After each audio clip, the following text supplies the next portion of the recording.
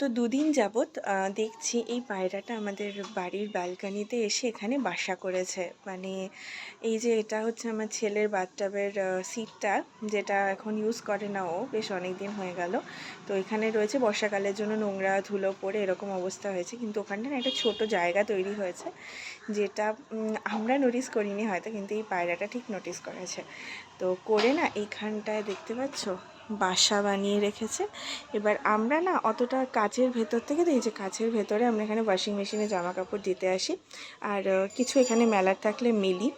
তো এই জায়গাটা না বেশ অনেক দিন ধরেই আমরা মানে নোটিস করিনি।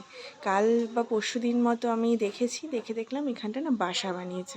প্রত্যেক দিন দেখি, ভাবি হয়তো উড়ে হয়তো চলে যাবে। তো যাই হোক, তোমরা সবাই কমেন্ট করো যে পায়রা বাড়িতে এসেছে।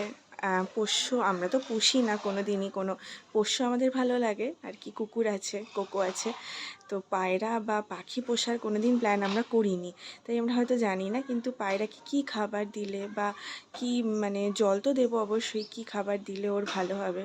বেসিক্যালি মনে হচ্ছে পায়রাটা না প্রেগনেন্ট বা ডিম দেবে। রুদ্র তাই বললো আর কি, যে কারণ পায়রা বাসা করেছে মানে ও ডিম দেবে বলেই বাসাটা করেছে। তো যাই হোক, নিরাপদ আশ্রয় পেয়েছে, এটা ভেবেই আমার খুব ভালো লাগলো। তাই ওকে আর ডিস্টার্বও করি না।